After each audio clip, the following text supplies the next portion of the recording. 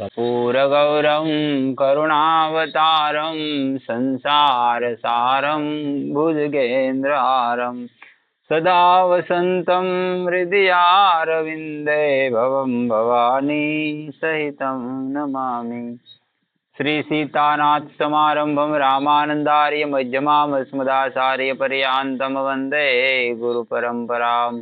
पवनतनय संकटहरण मंगल मूर्तिरो राम लखन सीता सहित हृदय बसहु सुरभूप सियावर रामचंद्र की जय। हरि ओम तत्सत्। परमात्मने नमः। प्रसंग आवे से मल्लिकार्जुन ने महाकालना नामना ज्योतिर्लिंगना आविर्भावनी कथा तथा एमनो महिमा। આપણે કાલે જોયું સોમનાથ જ્યોતિર્લિંગ કોટી રુદ્ર સંહિતા હાલે છે। સુજી કહે છે, હે મહર્ષિઓ, હવે હું મલ્લિકાર્જુનના પ્રાદુર્ભાવનો પ્રસંગ સંભળાવું છું, જેને સાંભળીને બુદ્ધિમાન પુરુષ બધા જ પાપથી મુક્ત થઈ જાય છે।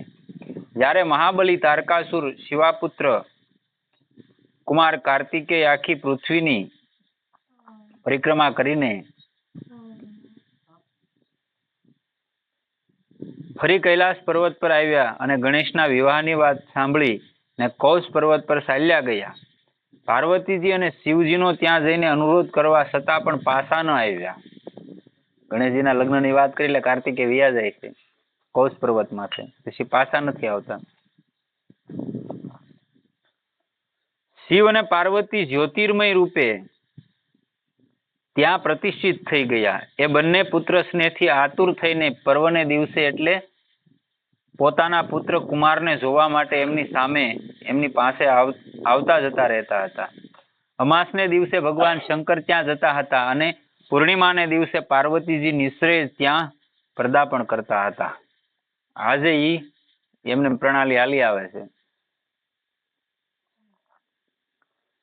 એ દિવસથી લઈને શિવનું મલ્લિકાર્જુન નામનું એક લિંગ ત્રણેય લોકમાં પ્રસિદ્ધ થઈ ગયું। એમાં પાર્વતી અને શિવ બંનેની જ્યોતિ પ્રતિષ્ઠિત છે। મલ્લિકાનો અર્થ પાર્વતી છે અને અર્જુન શબ્દ શિવવાસક છે। આ લિંગનું જે દર્શન કરે છે તે સમસ્ત પાપથી મુક્ત થઈ જાય છે અને સંપૂર્ણ અભિષ્ટની પ્રાપ્તિ કરી લે છે, એમાં સંશય નથી। આ મલ્લિકાર્જુનના નામના બીજા જ્યોતિર્લિંગનું વર્ણન કરવામાં આવ્યું, જે દર્શન માત્રથી લોકોને માટે બધા જ પ્રકારના સુખ આપનારું કહેવાય છે। ઋષિઓએ પૂછ્યું, હે પ્રભુ, હવે આપ વિશેષ કૃપા કરીને ત્રીજા જ્યોતિર્લિંગનું વર્ણન કરો।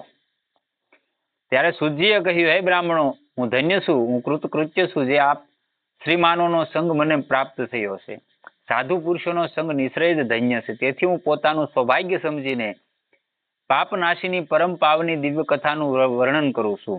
આપણે અહીંયા રોજ કોઈ પણ કથાનું માધ્યમ લઈને વાત કરીએ, હવે તમે કોઈ ન હોવ તો હું મારી રીતે એકલો જ કરી નાખું, મારે વાંચ્યું કહેવાય। પણ આ કથા કે કોઈ પણ તમે એનો માધ્યમ લઈને કરો, બધા હામાં બેઠા હોય તો એ વાત સત્સંગનો સત્સંગે થાય અને કથાની કથાએ થઈ જાય। એમાં અહીંયા તે બધી જગ્યાએ આ 6 થી 5મી જગ્યાએ શરૂ છે। જો પેલા નારદ બ્રહ્માજીએ કરી, પછી ત્યાંથી સનંત કુમારો એને ચારે ભાઈ હામામી કરી, પછી ત્યાંથી આ ઓલા બ્રાહ્મણ ને આપણે ઓલી બિદુંગની પત્ની સંસુલા એને બે કરી નૈમિસારણ્ય ક્ષેત્રમાં, અને 100 થી આ નહીં ઓલા કાશીમાં કરીને 100 થી આ નૈમિસારણ્ય ક્ષેત્રમાં સુજી અને ઋષિઓ દ્વારા હાલે છે, અને 5મી આપણે અહીંયા હાલે છે। તમે લોકો આદરપૂર્વક સાંભળો, અવંતી નામની પ્રસિદ્ધ એક રમણીય નગરી છે, જે સમસ્ત દેહધારીઓને મોક્ષ પ્રદાન કરનારી છે। તે ભગવાન શિવને ખૂબ જ પ્રિય, પરમ પુણ્યમયી અને લોકપાવની છે। એ પુરીમાં એક શ્રેષ્ઠ બ્રાહ્મણ રહેતો હતો, જે શુભ કર્મ પરાયણ, વેદોના સ્વાધ્યાયમાં સંલગ્ન અને વૈદિક કર્મોના અનુષ્ઠાનમાં સદા તત્પર રહેતો હતો। અવંતિકાપુરી એટલે ઉજ્જૈન, આજનું ઉજ્જૈન ને ત્યારનું અવંતિકાપુરી। તે ઘરમાં અગ્નિની સ્થાપના કરીને પ્રતિદિન અગ્નિહોત્ર કરતો અને શિવની પૂજામાં સદા તત્પર રહેતો હતો। તે બ્રાહ્મણ દેવતા પાર્થિવ શિવલિંગ બનાવીને એની પૂજા કરતો। વેદપ્રિય નામના એ બ્રાહ્મણ દેવતા સમ્યક જ્ઞાન અર્જુનમાં લાગ્યા રહેતા, એટલા માટે એમણે સંપૂર્ણ કર્મોનું ફળ મેળવીને સદગતિ પ્રાપ્ત કરી લીધી। જે સંતોને સુલભ હોય છે, એમને શિવ પૂજા પરાયણ 4 તેજસ્વી પુત્ર હતા, જે માતા પિતાથી ગુણોમાં જરાય ઓછા ન હતા। એમના નામ દેવપ્રિય, પ્રિયમેઘા સુકૃત અને સુવ્રત હતા. એમના સુખદાયક ગુણ ત્યાં સદા વૃદ્ધિ પામવા લાગ્યા. એમણે કારણે અવંતી નગરી બ્રહ્મતેજથી પરિપૂર્ણ થઈ ગઈ હતી. એ જ સમયે રત્નમાલ પર્વત પર દૂષણ નામનો એક ધર્મદ્વેષી અસુરે બ્રહ્માજી પાસેથી વરદાન મેળવીને વેદ ધર્મ અને ધર્માત્માઓ પર આક્રમણ કર્યું. અંતમાં એને સેના લઈને અવંતી ઉજ્જૈનના બ્રાહ્મણો પર ચડાઈ કરી દીધી. એથી એની આજ્ઞાથી 4 ભયાનક દૈત્ય 4 દિશાઓમાં પ્રલય અગ્નિની જેમ પ્રગટ થઈ ગયા. પરંતુ તે શિવ વિશ્વાસી બ્રાહ્મણ બંધુ ડર્યા નહીં. જ્યારે મગરના બ્રાહ્મણ બહુ ગભરાઈ ગયા ત્યારે એમણે એમને આશ્વાસન આપતા કહ્યું કે તમે લોકો ભક્તવત્સલ ભગવાન શંકર પર ભરોસો રાખો. આમ કહીને શિવલિંગનું પૂજન કરીને તે ભગવાન શિવનું ધ્યાન કરવા લાગ્યો. ભરોસો દ્રઢ હોવો જોઈએ તો કામ થાય, નહીતર ન થાય. ઓલા રોજ જાતા સુરદાસજી રોજ જાતા, રોજ ઓલા કહેતા કે ભાઈ ઈ રોજ ના જઈને એક જ પદ ગાતા, જેવો ભગવાને શૃંગાર કરેલો એવું પદ ગાતા. ઓલા કે આજ તો કાંઈ નથી કરવું, આ કોકાને કહેતું હશે ને આ કહેતા હશે. એટલે નાના માણસો હોય ને આપણી જેવા બુદ્ધિજીવી માણસો તો બધે દુનિયામાં પડ્યા. અને આવડા રોજ નિધિવનમાં જાય ને રોજ ઠાકુરજીને શણગાર કરેલો રાધા કૃષ્ણ ને જોઈ એને આંખું તો હતી નહીં, પણ હૃદયની આંખોથી જોતા ને કહેતા કે આજ તો કનૈયો આવો લાગે, આજ રાધા રાણી આવી લાગે. એમાં ઓલા કે આજ કાંઈ ન કરવું, ખાલી એમ લીરો કટકો બાંધી દીધો મૂર્તિએ. અને ઓલા ને આજ એનું સીધું જ તે બેઠા કે આજ જોઈ હું કેમ, તાકે આજ તો કાના નંગા પૂંગાઈ કે જેવું હતું એવું કીધું. એટલે એમ અંતરની આંખ્યું હોય માણાને દેખાઈ જાય. ઈ જ સુરદાસજી આ વાત થોડીક આમ છે એટલે હું થોડીક એની વાત એટલે મેં કરી. ઈ સુરદાસજીનું એક પદ છે, એ પદમાં વર્ણન છે. આપણે એમ કહીએ કે ન થાય, કે આવું ન થાય, આગળ આવું કઈ નહીં થાય, તો એ સુરદાસજીના પદમાં વર્ણન કરેલું છે કે 2000 પછીની સાલુમાં 2025 તો એનો છેલ્લો લાસ્ટ ટાર્ગેટ બતાવેલો છે. 2000 પછી બતાવેલું છે. 25 થી શરૂઆત થાય અને 32 સુધીમાં આ બધું થાય. આજે બીજાની આજે એક તો અચ્યુતાનંદની ભવિષ્યવાણી છે જ તે, આ બીજા સુરદાસજીની ભવિષ્યવાણીમાં લખેલું છે કે 2032 સુધીમાં આવું થાય અને પૃથ્વી માથે 66 કરોડ માણસો ખાલી વધશે. કેટલું? અને એવો ઉત્પાત થાય માણસો માથે. અને ઝાઝુ માણસો મરશે ક્યાં? બંગાળ પ્રાંત, જે આમ ઓલકાનો હરિદ્વાર સાઈડ ઈ સાઈડ છે કે ને, ઈ સાઈડ નું લગભગ અડધું પોણું ભારત ખાલી થઈ જાય એમ કીધેલું છે. બોલો. હા, ભૂસ્ખલન નહીં, છેલ્લે એવી લડાઈ થાય એમ કીધું કે ભાઈ કોમવાદ થાય ને એમાં માણસો મરશે ને 3રું વિશ્વયુદ્ધ થાય 2000 પછીના જે 25 પછીના અમુક વર્ષોની અંદર. એને તો આવું ટૂંકું ટસ આપણે કોકને કીધી હોય ને તેમ કે બીવરાવાની વાત કરે, કોઈ બીવરાવાની વાત નથી, પણ હકીકત સત્ય છે. આ જે મહાપુરુષોએ કીધેલું છે એ આજ સુધીમાં ઘટી જ છું. દેવાજ પંડિતે કીધું દોડે દીવા થાય. આપણને સપનું આવ્યું હતું ભાઈ કોઈ જે થા ને, એને કીધું વગર વાયરે વાત થાય છે. આજ ક્યાંથી આવે આપણને ખબર નથી, હારું તોય વાત થાય. એમ જ છું ને, નકર આપણને ખબર નથી. માધ્યમ તો કોઈ એવું ઊભું કર્યું કે ન કર્યું, ટેકનોલોજીએ કીધું એ બધું છું તો આણે કીધું નહીં થવાનું છે. એટલે એને એમ કીધું મેં વાત હું એટલે કરું છું, થવાનું છે તો થવાનું છે, મારું તમારું કોઈને રોકાવાનું નથી. પણ આપણે સજાગ છીએ એટલે આપણને ખબર છે. તો હવેનો જે સમય છે એ કામ કરતા કરતા ભગવાનમાં થોડોક દઈ દેવો, ભગવાનના નામમાં દઈ દેવો, તો આપણું એ લિસ્ટમાં નામ આવશે. આ યાદ રાખી લેવાનું. નકર આપણું એ લિસ્ટમાં નામ નથી અને આપણે બધા હગી આંખે જોવું અને મરતાય જોવું, એ હું તમને કહી દઉં. કેમ કે આનો લાંબો સમય જ નથી. હવે જે આજે વસ્તુ થવાની છે એનો લાંબો સમય નથી. આપણે હશું ત્યાં થાય 3રું વિશ્વયુદ્ધ, આવું એમાં લખેલું છે. એટલે મેં વાત કરી કે હકીકત આ બધી વસ્તુ ઘટવાની છે. અને એમાં એવું કીધેલું છે ભગવાનના જે ભક્તો હશે, ભગવાનના નામનો આશ્રય લીધો હશે, એ માણસો બચી જાય. એમાં પાછા એને બસવાનું એવું કીધેલું છે 66 કરોડ માણા વધશે, બરોબર. એમાં 36 કરોડ તો ભારતમાં કીધેલા છે, તો એ 36 કરોડમાં આપણું નામ હોવું જોઈએ ને ભલામણ મહેનત કરીએ તો. હું એમ કહું, એને ખોટું નથી કીધું. આપણે એમ કહીએ ને, ગમે એને કીધું ને ભાઈ 5-10, આને તેથી નહોતું કીધું, મેં કીધું આખા ગામ ખાતે 5-10 જણા 15-20 જણા વધે, ઝાઝા નહીં વધે. મેં એમ વાત કરી કે ભાઈ હા તમે બહુ મોટા ભવિષ્ય વક્તા કે તમે કહી જો 5-10, 1500 માણાની વસ્તીનું ગામ થાય કેટલા જણા હોય? કે ઓલા પર 2-5 હોય, 10-12 અહીંયા હોય, 15-20 છે કે વધારે છે? હે?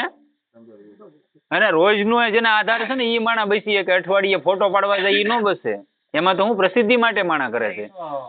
આખો એરિયા બેસી જાય કે નહીં, હા. પણ ક્યાં થાય ને કેમ થાય ઈ તો ખબર નથી. હા એ નક્કી છે એમ. જ્યાં મોમ નાખશે હા. તો કઈ ગામ દીઠ કે 10-12 વધે એવું નહીં, આખે આખું ગામ આખું ગામે વયું જાય એમ. એ તો બે વાત અને છે. ક્યાંક આખે આખું ગામ રહી જાય. અને કુદરતને કરવું હોય તો ભાઈ તમારા ગામમાં પીડ્યો હોય તોય તમે બસી જાવ, એની કૃપા હોય તો. ઈ વસ્તુ છે. આખું વિમાન હમણાં તૂટ્યું, હા એક નો બેસી ગયો. નીકળી ગયો. હા એમ. સંકટ સમયની બારી પાસે બેઠેલો તો તોય ઈ બારીની સીટ હારી નો કહેવાય, હા. કોઈને બેહે નહીં. એની બદલે ભાઈને પરાણે ઈ સીટ મળી, બીજું કઈ મળ્યું નહીં. હા એમ હવે બારી છે ટોકર લાગ્યા ભેગી બારી ખુલી ગઈ ને ઓલો ડફ લઈને બહાર. બહાર નીકળી ગયો. બાકી આખું પ્લેન હળગી. 250 જણા નો આવી ગયા ભાઈ. આખું ગામ વહી ગયું, ધના વગર એક જ રહી ગયા. તો એ તો ઈ તો વાત છે. અને ના પડી ગઈ કે મારે ના શાલિગ્રામ છે, મારે ક્યાં જાવું? અને પાછું પાણીના 2 ભાગ થઈ ગયા. એમાં પાછું એવું કીધેલું છે, સુરદાસજીએ થોડુંક નથી વર્ણન કરેલું. જે ઈ પદ છે ને એમાં એટલું ન્યા સુધી કીધેલું છે કે જયારે આ બધું થાય પછી 1000 વર્ષનો પાછો સતયુગ આવશે. કળિયુગનો કળિયુગ નહીં હાલે. સતયુગ જેવી સ્થિતિ નિર્માણ થાય 1000 વર્ષ, અને પછી પાછો આનો આ યુગ હાલશે. અને આની જે વર્ષો બાકી છે તો પૂરા અવળે આંટે થાય. હા 4,32,000 છે. કોઈ એમ કે ને કે એ બધું ખોટું છે, ખોટું જરાય નથી, તો પૂરા થવાના છે પાક્કું. એવું છે. એટલામાં જ સેના સહિત દૂષણે આવીને એ બ્રાહ્મણને જોયો અને કહ્યું એમને મારી નાખો, બાંધી લ્યો. વેદપ્રિયના પુત્ર એ બ્રાહ્મણોએ સમયે કહેલી વાત ન સાંભળી, કેમ કે તે ભગવાન શંભુના ધ્યાન માર્ગમાં સ્થિત હતા. એ દુષ્ટાત્મા દૈત્ય જેવી એ બ્રાહ્મણોને મારવાની ઈચ્છા કરી. ત્યાં જ એમના દ્વારા પૂજિત પાર્થિવ શિવલિંગના સ્થાનમાં બહુ ભારે અવાજ થઈ, સાથે એક ખાડો થઈ ગયો, અને એ ખાડામાંથી વિકટ રૂપ ધારી ભગવાન શિવ પ્રગટ થઈ ગયા, જે મહાકાલને નામે વિખ્યાત થયા. એટલે એનું નામ મહાકાલ છે, કેમ કે સામે એના ભક્તને મારવા આવ્યા હતા, એટલે રૌદ્રરૂપ. હા એમ રૌદ્રરૂપ ધારણ કર્યું હતું. એ દુષ્ટોના વિનાશક અને સત્પુરુષોના આશ્રયદાતા છે. એમણે એ દૈત્યોને કહ્યું, અરે ખલ, હું તારા જેવા દુષ્ટોને માટે મહાકાલ પ્રગટ થયો છું, તમે આ બ્રાહ્મણોથી દૂર ભાગી જાઓ. આવું કહીને મહાકાલ શંકરે સેના સહિત દૂષણને પોતાના હુંકાર માત્રથી તત્કાળ ભસ્મ કરી દીધો. કેટલીક સેના એમના દ્વારા હણાઈ ગઈ અને કેટલીક ભાગી ગઈ. પરમાત્મા શિવે દૂષણનો વધ કરી દીધો. જેવી રીતે સૂર્યને જોઈને સંપૂર્ણ અંધકાર નષ્ટ થઈ જાય છે, તેવી જ રીતે ભગવાન શિવને જોઈને સમગ્ર સેના અદૃશ્ય થઈ ગઈ. સૂર્ય આવે કે અંધારાને ટપાલ ન લખવી પડે, 5 જણાને ધોકા લઈને ન જવું પડે, વયું જા ભાઈ, વયું જાય. એમ તમારામાં કાંઈ પણ સાત્વિક વૃત્તિનો ઉદય થઈ ગયો એટલે તમારે કઈ કોઈને કેવું ન પડે હું આમ થઈ ગયું, એમ ઓટોમેટિક આવવા મળે, બધી વ્યવસ્થા થવા મળે. એમ સેના અદૃશ્ય થઈ ગઈ. દેવતાઓની દુદુંબીઓ વાગવા લાગી અને આકાશમાંથી પુષ્પવૃષ્ટિ થવા લાગી. એ બ્રાહ્મણોને આશ્વાસન આપીને સુપ્રસન્ન થયેલા સ્વયં મહાકાલ મહેશ્વર શિવે એમને કહ્યું, વરદાન માગો. એમની એ વાત સાંભળીને તે બધા બ્રાહ્મણો હાથ જોડીને ભક્તિભાવથી સારી પેઠે પ્રણામ કરીને નતમસ્તક થઈને બોલ્યા, હે દ્વિજોએ કહ્યું, બ્રાહ્મણોએ કહ્યું, હે મહાકાલ, હે મહાદેવ, હું દુષ્ટોને દંડ દેનારા પ્રભુ, હે શંભુ, આપ અમને સંસાર સાગરથી મોક્ષ પ્રદાન કરો. હે શિવ, આપ જ જનસાધારણની રક્ષા કાજે સદા અહીં જ રહો. હે પ્રભુ, હે શંભુ, આપના દર્શન કરનારા મનુષ્યોનો આપ સદા ઉદ્ધાર કરો. શુદ્ધિ કહે છે, હે મહર્ષિઓ, એમના આવા કથન પર એમને સદગતિ આપીને ભગવાન શિવ પોતાના ભક્તોની રક્ષા માટે એ પરમ સુંદર ખાડામાં સ્થિત થઈ ગયા, અને એ જ બ્રાહ્મણોને મોક્ષ મળ્યો. અને ત્યાં ચારે બાજુની એક એક કોષની ભૂમિ લિંગરૂપી ભગવાન શિવનું સ્થાન બની ગઈ. આજે તે ઈ નગરીની અંદર કોઈ રાજા ન રહી શકે. રાજા થઈ શકે પણ ત્યાં રાત ન રહી શકે. આજે તે મહાકાલથી મોટો કોઈ રાજા નથી ઉજ્જૈનની અંદર, એમ કહેવાય. અને પૃથ્વીનું કેન્દ્ર બિંદુ કહેવાય. તમને તો ખ્યાલ હશે કે દુનિયાના કેલેન્ડરોની ઉત્પત્તિ ક્યાંથી થાય? ઉજ્જૈનમાંથી થાય. આ પૃથ્વી છે ને, આજે આ ધરતી છે, ધરતીનું કેન્દ્ર બિંદુ છે ઉજ્જૈન. ભૂમધ્ય ભાગ કહેવાય ને. લ્યો, ત્યાંથી આ તારીખ ને કેલેન્ડર ને ગ્રહ નક્ષત્ર સૂર્ય ચંદ્ર ગ્રહણ ને એ બધું ત્યાંથી નક્કી થાય આખી દુનિયામાં. શિવ ભૂતલ પર મહાકાલેશ્વર નામે વિખ્યાત થયા. હે બ્રાહ્મણો, એમના દર્શન કરવાથી સ્વપ્નમાં પણ કોઈ દુઃખ થતું નથી. જે કામનાઓ લઈને કોઈએ લિંગની ઉપાસના કરે છે તેને તેનો સર્વ મનોરથ પ્રાપ્ત થઈ જાય છે તથા પરલોકમાં મોક્ષ પણ મળી જાય છે. આ હતી મહાકાલેશ્વર અને મલ્લિકાર્જુન જ્યોતિર્લિંગની ઉત્પત્તિ.